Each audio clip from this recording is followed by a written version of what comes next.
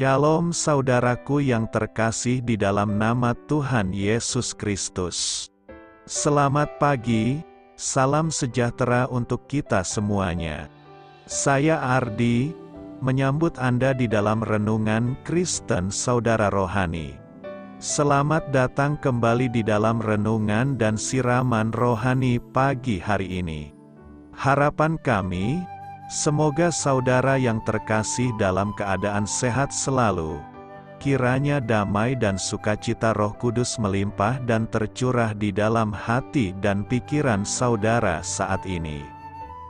Sebelum kita mulai renungan kita pada pagi ini, marilah kita bersama-sama berdoa. Selamat pagi Allah Bapa di surga, Allah yang Maha Pengasih dan Maha Baik. Terima kasih untuk penjagaan-Mu semalaman sehingga kami bisa tidur dengan nyenyak. Terima kasih untuk pagi yang indah yang Tuhan sediakan untuk kami. Tuhan, kami mau berdoa untuk sahabat, keluarga, dan rekan kami yang sedang sakit. Kiranya Tuhan berkenan untuk menjamah, Tuhan berkenan untuk menyembuhkan segala penyakit yang ada di dalam dirinya. Bagi sahabat pendengar kami yang sedang sakit, berkati juga obat yang dikonsumsi, dokter, perawat, serta keluarga yang mendampingi, biar mereka bisa menjalankan perannya dengan baik dan saudara kami bisa sembuh dan beraktivitas seperti sedia kala. Tuhan, pada hari ini, kami anak-anak-Mu akan melakukan berbagai aktivitas. Kami akan bekerja dan menjalankan tanggung jawab kami, kiranya Kau yang mampukan. Kami serahkan seluruh rencana dan agenda hari ini ke dalam tangan Tuhan. Biar Tuhan yang berkarya dan biarkan semua rencana sesuai dengan kehendak-Mu ya Tuhan Yesus yang baik.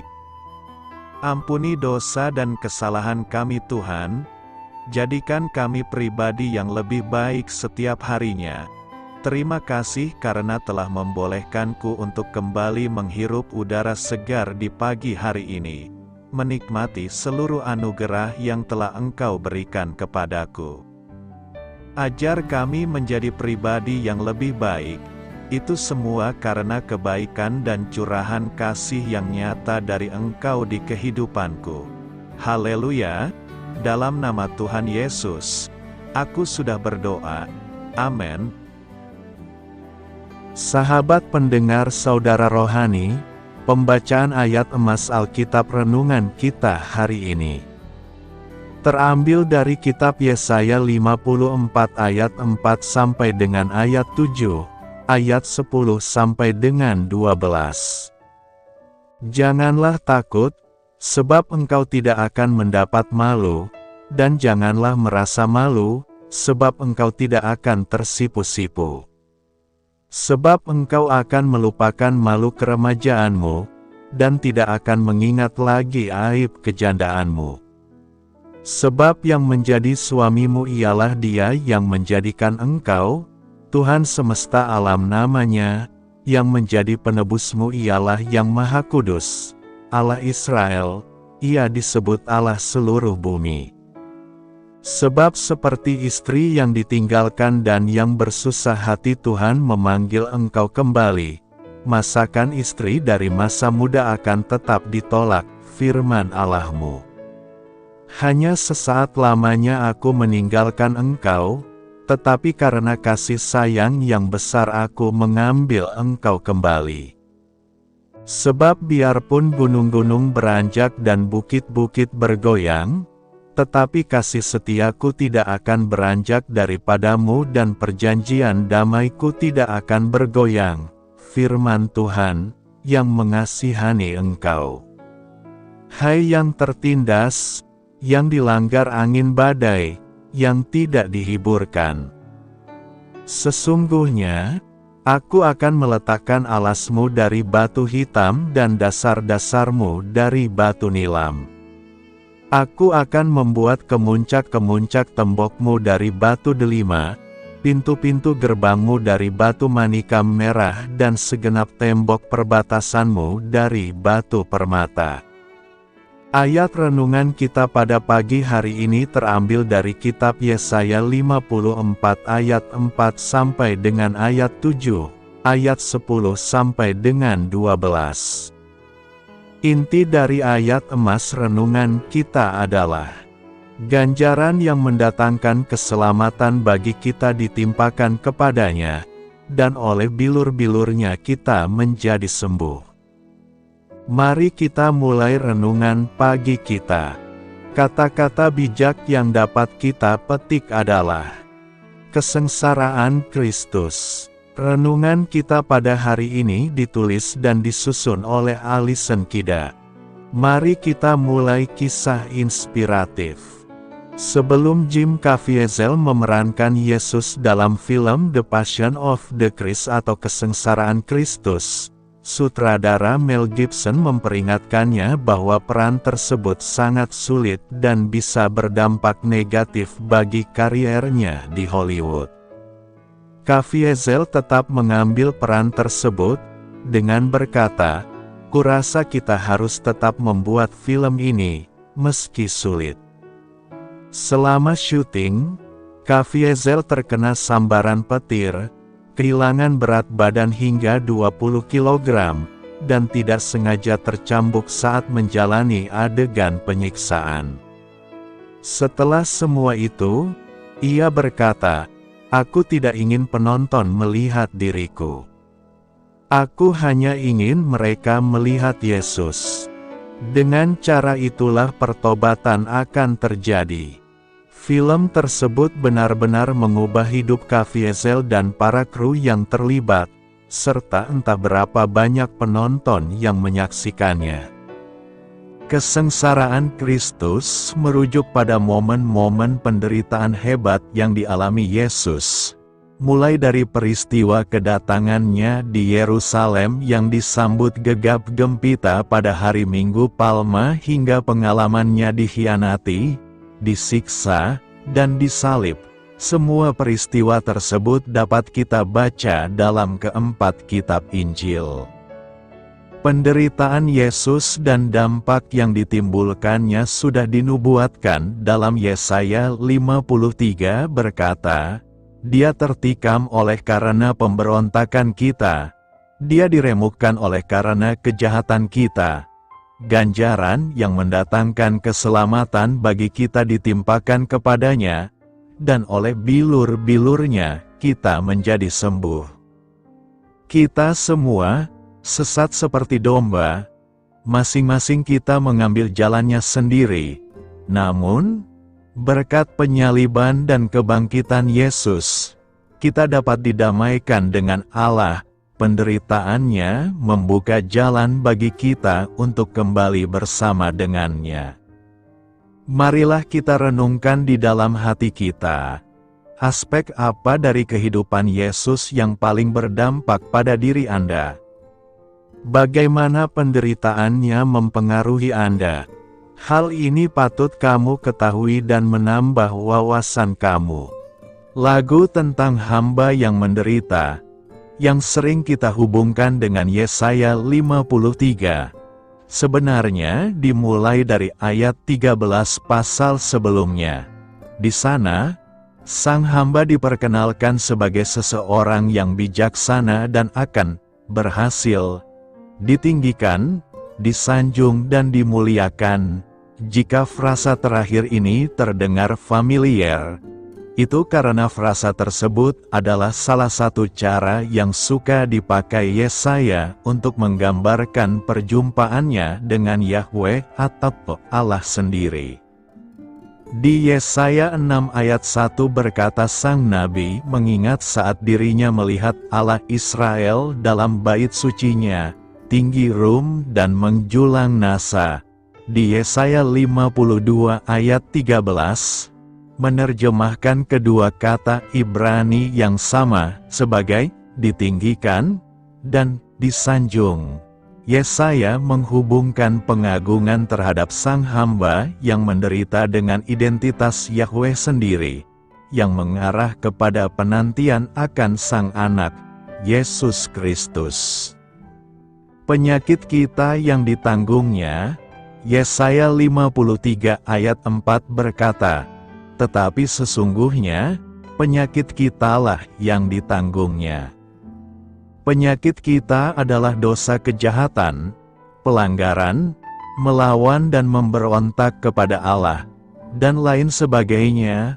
Upah dari segala dosa kita adalah maut, kematian kekal. Dosa akan membawa manusia ke neraka jahanam. Seluruh usaha manusia untuk menyembuhkan penyakit ini gagal. Tidak satu pun dari usaha manusia yang bisa menyembuhkan penyakit ini.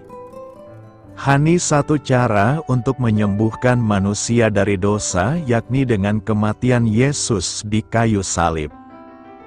Yesus mati di atas kayu salib 2000 tahun yang lampau adalah peristiwa sejarah yang sungguh-sungguh terjadi.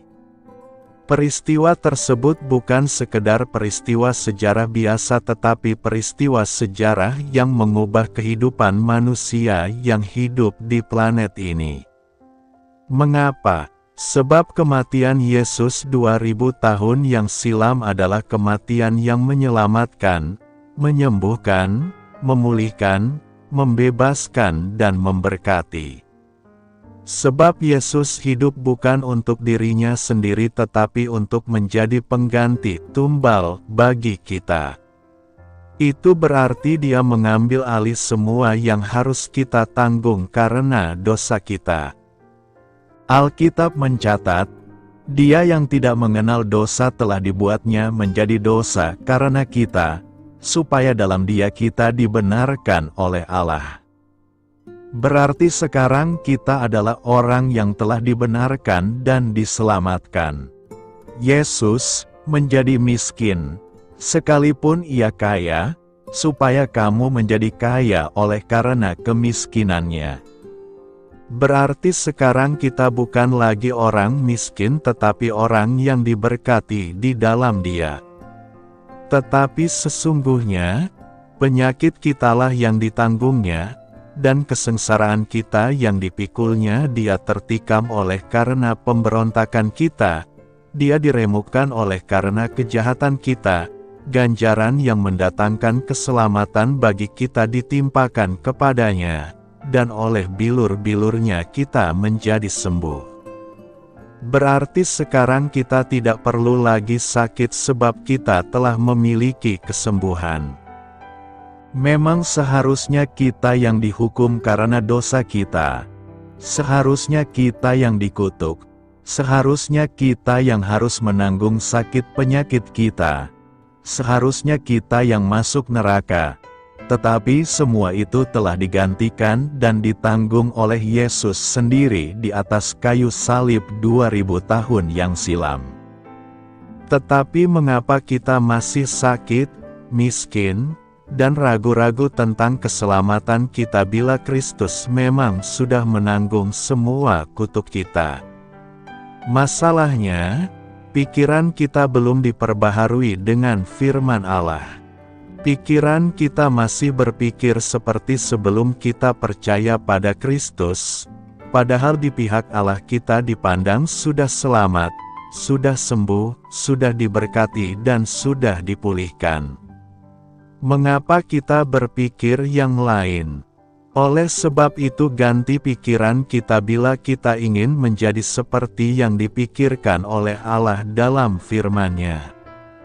Renungankan semua kebenaran firman Allah hingga firman Allah memperbaharui pikiran dan kesadaran kita.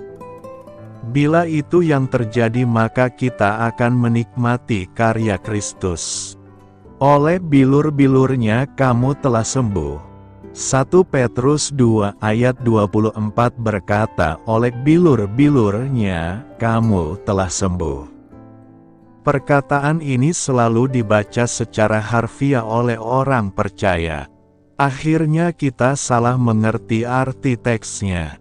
Banyak orang beranggapan bahwa kesembuhan yang dimaksud teks ini adalah kesembuhan fisik. Padahal maksud teks ini secara mendalam adalah penebusan manusia dari dosa agar menjadi selamat. Hal ini masuk di akal oleh karena fakta ayat tersebut tidak mengaitkan bilur-bilur kepada pemulihan secara ilahi. Teks ini diambil dari Yesaya 53 ayat 5, dan merupakan ayat-ayat landasan yang menegaskan pemulihan ilahi termasuk di dalam penebusan. Surat Petrus merupakan referensi langsung dari Yesaya 53 dan menjadi sebuah indikator tentang pikiran Roh Kudus mengenai penerapan dari kata-kata yang ada di dalamnya. Perhatikan dalam ayat ini, sama halnya dalam Yesaya 53 ayat 5, ada kesamaan yang menyebutkan tentang kesembuhan, tetapi dilihat dari ayat sebelum atau sesudahnya tidak ada apapun yang menjelaskan tentang kesembuhan secara jasmani. Hal yang dikatakan adalah ketika Yesus mati di kayu salib, Ia mati untuk dosa-dosa kita, bukan untuk penyakit jasmani kita. Penebusannya adalah untuk menjadikan kita dibenarkan bukan sehat. Petrus semakin mempertegas bahwa maksud Roh Kudus dalam Yesaya 53 adalah penebusan Kristus berfungsi untuk menanggung dosa-dosa kita, penyakit rohani, bukan penyakit jasmani. 1 Petrus 2 ayat 24 mengarahkan kita pada fakta bahwa kesembuhan ini harus membuat kita hidup benar. Hal inilah yang dikaitkan dengan tanggungan dosa kita oleh Dia, dan oleh bilur-bilurnya kita menjadi sembuh. Ada orang-orang yang mungkin bersikeras mengatakan, ini bukan soal dosa, tetapi kesembuhan. Ini adalah pertanyaan yang sah dan dapat dijawab secara alkitabiah. Alkitab berbicara tentang dosa sebagai penyakit. Yesaya pasal 1 menunjukkan bahwa Ia tidak asing dengan permasalahan dosa sebagai penyakit, satu-satunya hal yang perlu untuk disembuhkan dari kita. Pasal 1 ayat 4 sampai dengan ayat 6 menunjukkan Israel sebagai bangsa yang berdosa. Amat jelas sang penulis menganggap dosa sebagai suatu penyakit bagi Israel dan penyakit tidak membutuhkan pengampunan, tetapi membutuhkan pemulihan. Penebusan, dimanapun disampaikan, merupakan hal yang berurusan dengan dosa, baik dinyatakan sebagai menutupi dosa, menanggung dosa, atau dipulihkan dari penyakit yang dihasilkannya. Berdosa dalam Alkitab diidentifikasi sebagai penyakit. Bisa saja kedua paham ini terjadi, namun kita harus tetap memahami teks ini dari sudut penebusan bukan dari sudut pemulihan. Jika kita sudah ditebus dari segala dosa-dosa kita, bisa jadi kita akan juga memperoleh pemulihan jasmani. Itu sebab dalam pelayanan jangan kita terjebak memakai teks ini bagi orang-orang yang sakit secara fisik, baik yang dirawat di rumah sakit maupun di rumah. Teks ini harus tetap kita pahami dari sudut penebusan dosa, bahwa bilur-bilur Tuhan itu diberikan dalam rangka membebaskan dan menyelamatkan kita dari segala dosa dan kejahatan kita. Jika kita mengalami pemulihan fisik, maka itu adalah berkat yang menyusul atas penebusan yang kita terima dari Tuhan. Karena itu, hargailah bilur-bilur Tuhan dalam rangka menebus dosa-dosa kita. Kasih setia Tuhan tidak akan beranjak. Yesaya 54 ayat 10 berkata, sebab biarpun gunung-gunung beranjak dan bukit-bukit bergoyang, tetapi kasih setiaku tidak akan beranjak daripadamu dan perjanjian damaiku tidak akan bergoyang, firman Tuhan, yang mengasihani engkau. Kesetiaan manusia bisa saja pudar dan hilang, Tetapi kasih setia Tuhan tidak akan beranjak dari kita. Sekalipun gunung-gunung beranjak dan bukit-bukit bergoyang, firman Tuhan yang kita renungkan hari ini sungguh menggambarkan kasih setia dan janji Tuhan yang sangat dahsyat dan luar biasa. Firman Tuhan ini melukiskan betapa besar dan kuatnya kasih setia dan janjinya kepada kita. Secara kasat mata, yakni berdasarkan apa yang dapat dilihat oleh mata, kita mengatakan mustahil gunung dan bukit beranjak dari tempatnya. Kita mengatakan tidak mungkin gunung dan bukit bergoyang, kecuali ada gempa tektonik atau gempa vulkanik yang menimpanya. Gunung dan bukit akan tetap kokoh berdiri di tempatnya meski badai dan topan menderu dan menerpanya. Nas ini hendak mengajarkan kepada kita betapa besar janji setia Allah kepada kita. Keadaan dunia digambarkan dengan situasi dan keadaan yang penuh dengan berbagai bencana besar. Tetapi Tuhan Allah selalu setia dengan janjinya untuk selalu mengiringi dan menyertai umatnya setiap saat. Janji Allah itu tetap untuk selama-lamanya, sekalipun gunung-gunung beranjak dan bukit-bukit bergoyang. Janji Allah tidak akan pernah berubah dalam menaungi setiap kehidupan umatnya. Semua yang telah Tuhan tata dan persiapkan dalam kehidupan umatnya senantiasa membawa rancangan yang penuh dengan kebaikan bagi semua orang. Melalui firman Tuhan hari ini, kita diajak untuk mengupayakan dan menepati semua janji yang kita ucapkan. Dari apa yang telah kita ucapkan melalui janji-janji kita itu tentunya akan terwujud jika kita memegang teguh dan menepati janji kita tersebut.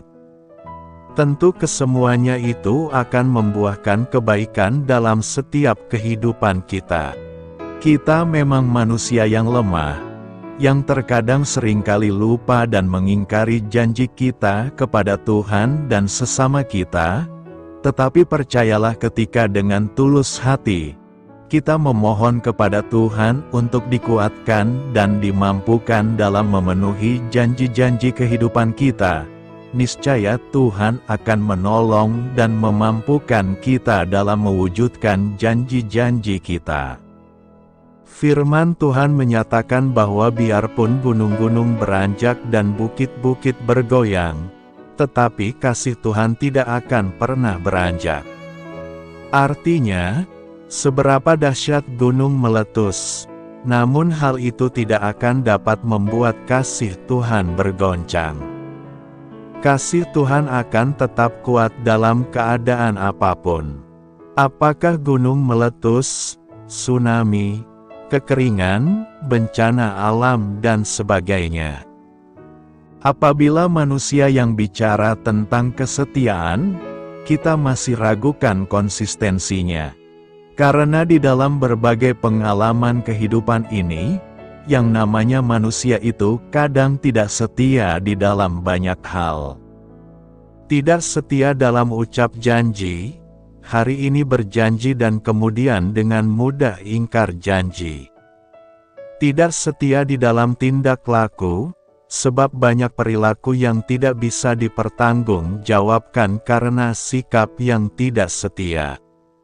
Itulah yang menyebabkan di dalam kehidupan ini terdapat banyak kekecewaan, kesedihan dan ketidakpercayaan antar manusia satu sama lain.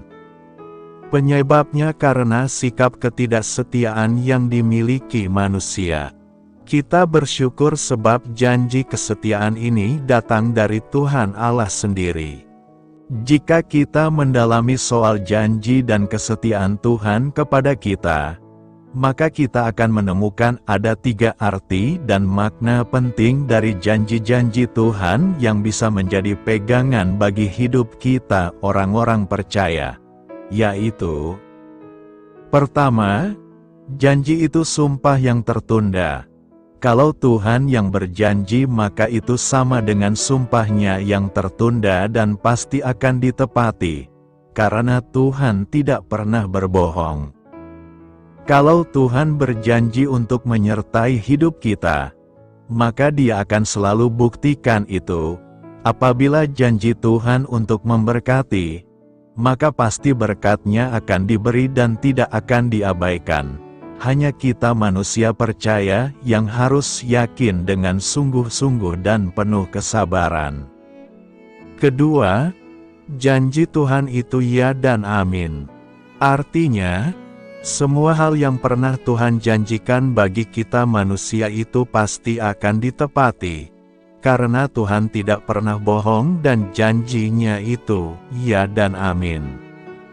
Disinilah keyakinan iman itu sangat diperlukan dari kita. Tidak boleh sedikit pun ada keraguan-raguan. Jangan pernah bimbang, karena mereka yang bimbang tidak akan mendapatkan apa-apa. Itu kata Tuhan. Ini yang Tuhan inginkan dari diri kita. Jangan ragukan kesetiaannya. Ketiga, janji Tuhan itu kekuatan bagi kita. Bayangkan saja, ungkapan bahwa, biarpun gunung-gunung beranjak dan bukit-bukit bergoyang, tetapi kasih setia Tuhan tidak akan pernah beranjak daripadamu, mau memberi kekuatan dan pengharapan serta penghiburan kepada kita bahwa Tuhan itu Allah yang setia dengan janji-janjinya. Karena itu, dalam situasi dan kondisi apapun hidup kita sebagai orang-orang beriman, peganglah teguh janji-janji Tuhan, itulah yang menguatkan kita hadapi hidup ini. Engkau tidak akan mendapat malu. Yesaya 54 ayat 4 berkata, "Janganlah takut, sebab engkau tidak akan mendapat malu, dan janganlah merasa malu, sebab engkau tidak akan tersipu-sipu, sebab engkau akan melupakan malu keremajaanmu, dan tidak akan mengingat lagi aib kejandaanmu." Kali ini secara eksplisit sang nabi menenangkan umat dengan ungkapan, "Janganlah takut, karena umat tidak akan mendapatkan malu." Malu dalam budaya masyarakat Timur merupakan suatu persoalan yang amat serius. Jika seseorang telah mendapat malu, maka seolah hilanglah seluruh harga dirinya.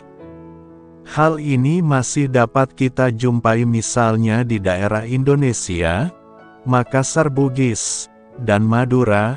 Orang berani menghilangkan nyawa orang lain yang telah membuatnya malu. Tapi apakah maksud daripada Nabi Yesaya? Umat tidak akan mendapat malu. Apakah yang membuat umat di pembuangan merasa malu? Kalau kita kembali melihat ayat-ayat sebelumnya, maka ada kemungkinan, malu ini adalah malunya Sion yang digambarkan mandul. Tetapi rasanya Nabi Yesaya tidak lagi kembali fokus kepada kemandulan, melainkan mengganti fokusnya kepada malu keremajaan dan aib kejandaan. Dua metafor baru ini agaknya terkait dengan sejarah umat Israel. Malu keremajaan menggambarkan penindasan bangsa Israel di Mesir, atau mungkin juga ketika Israel ditindas oleh bangsa Asyur dalam periode monarki. Sedangkan, aib kejandaan menggambarkan keadaan umat pada masa kini yang sedang berada di dalam masa pembuangan di tanah Babel, namun akan segera bebas dan tidak akan diingat lagi masa-masa di tanah Babel.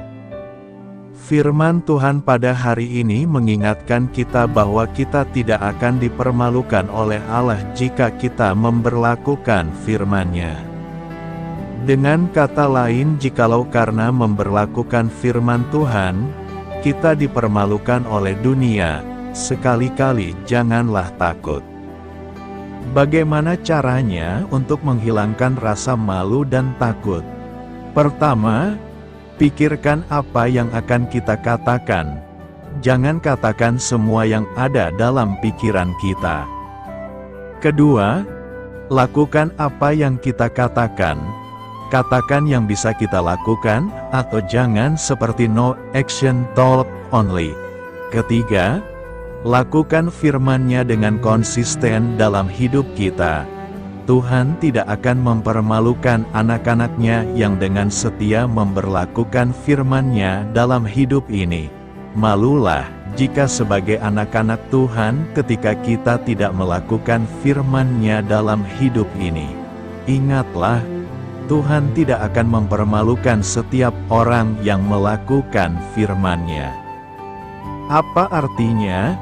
Senjata apapun yang ditempa untuk melawanmu tidak akan berhasil.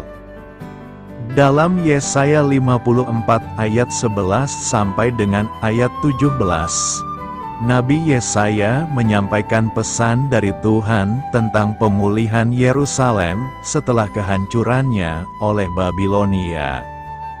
Orang-orang akan berada dalam kekacauan dan kebingungan, namun Tuhan menjanjikan suatu hari di masa depan ketika kota itu akan menjadi lebih mulia dari sebelumnya.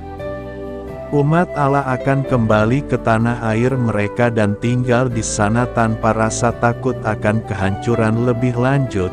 Tidak ada senjata yang ditempa untuk melawanmu yang akan berhasil, dan setiap lidah yang berani melawanmu pada waktu penghakiman akan kau hukum. Inilah milik pusaka hamba-hamba Tuhan, dan kebenaran mereka berasal dariku, demikianlah firman Tuhan. Dengan mengatakan bahwa tidak ada senjata yang ditempa untuk melawanmu akan berhasil, Allah berjanji kepada penduduk Yerusalem bahwa tidak ada musuh yang mampu membuat senjata yang berhasil melawan mereka. Kata sejahtera di sini berarti sukses. Ayat sebelumnya memberi konteks. Lihatlah, akulah yang menciptakan pandai besi yang mengipasi bara api menjadi api dan menempa senjata yang cocok untuk pekerjaannya. Dan akulah yang menciptakan perusak untuk mendatangkan malapetaka. Dengan kata lain, Tuhanlah yang berkuasa. Dia menciptakan orang yang menciptakan senjata, dan Dia akan memastikan bahwa senjata apapun yang digunakan musuh-musuh Israel tidak akan efektif melawan mereka. Janji ini akan digenapi sepenuhnya dalam kerajaan milenial Kristus.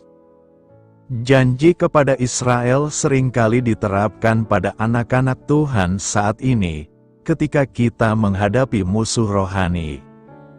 Apapun yang iblis rencanakan untuk dilemparkan kepada kita, pada akhirnya akan gagal karena Tuhan adalah penguasa yang berdaulat atas takdir kita.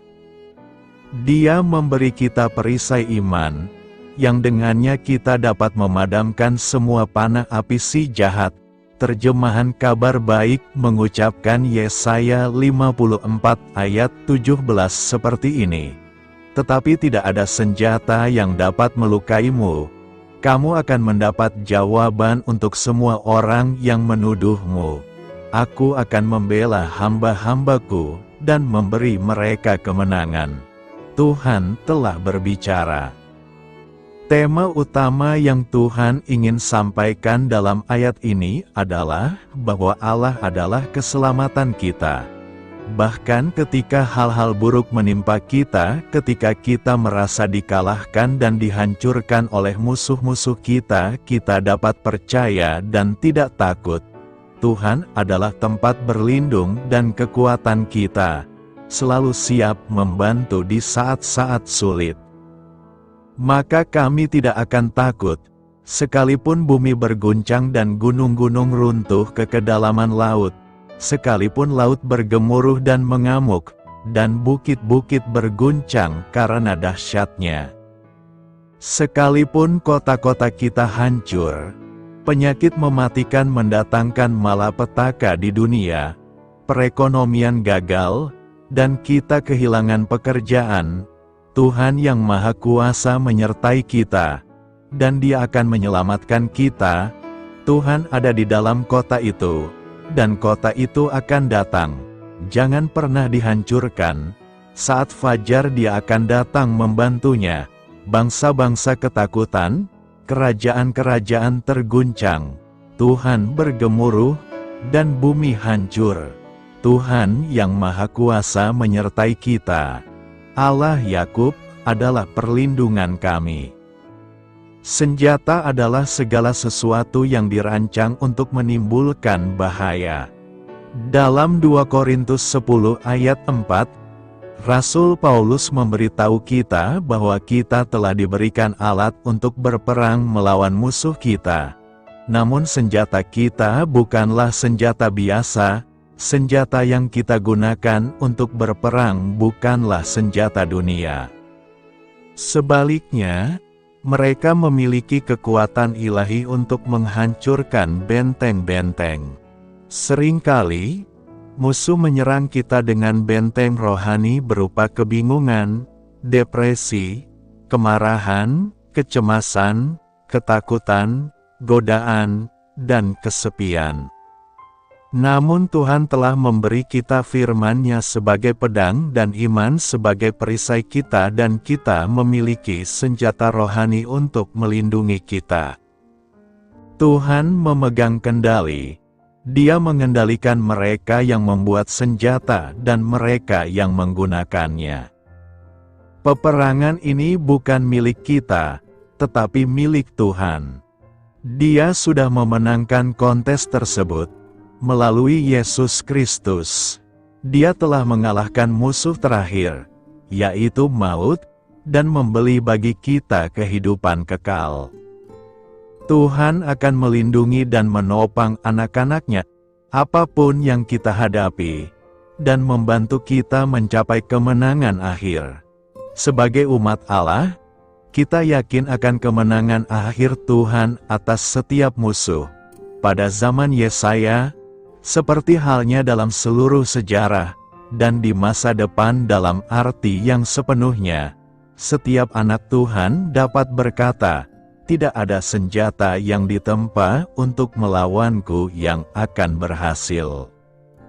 Doa saya menyertai saudara sekalian. Marilah kita menyampaikan doa syafaat, Juru Selamat yang mulia. Tiada kata-kata yang cukup untuk mengungkapkan rasa syukurku atas penderitaan, kematian, dan kebangkitan-Mu bagiku. Terima kasih. Amin. Sampaikan harapan dan permintaan saudara kepada Tuhan.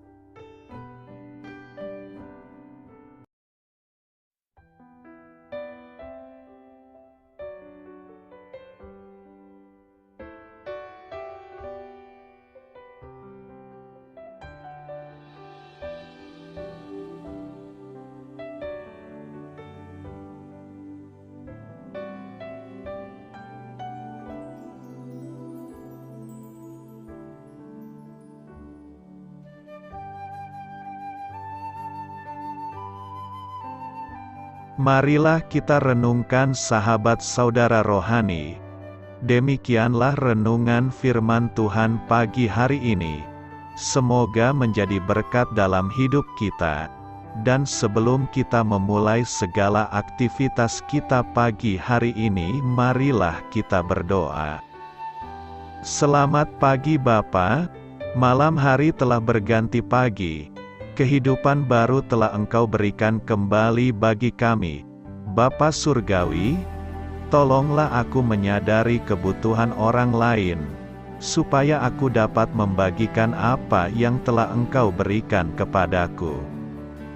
Pada saat aku membutuhkan, berilah aku keyakinan bahwa Engkau akan mencukupkanku, melalui orang-orang yang mengasihi-Mu, bukan karena kami pantas atau layak, namun karena kasih karunia-Mu kami boleh ada, sebagaimana kami ada di pagi hari ini. Terima kasih Tuhan, atas kesempatan baru yang telah Tuhan berikan kepada kami, untuk bisa memperbaiki diri agar kami bisa lebih layak di hadapan-Mu. Hari ini kami serahkan semua perkara dan kesulitan yang akan kami lalui ke dalam tangan-Mu. Biarkanlah kami bisa memuliakan-Mu dalam segala aktivitas yang akan kami lakukan. Amin. Biarlah firman Tuhan menjadi pengingat untuk kita semua, bahwa tuntunan dari Roh Kudus akan selalu memberi jalan keluar bagi setiap permasalahan hidup kita, dan memberi kedamaian di hati kita. Sampai jumpa di renungan pagi saudara rohani berikutnya. Kiranya Tuhan selalu memberkati saudara semua hari ini. Amin. Shalom.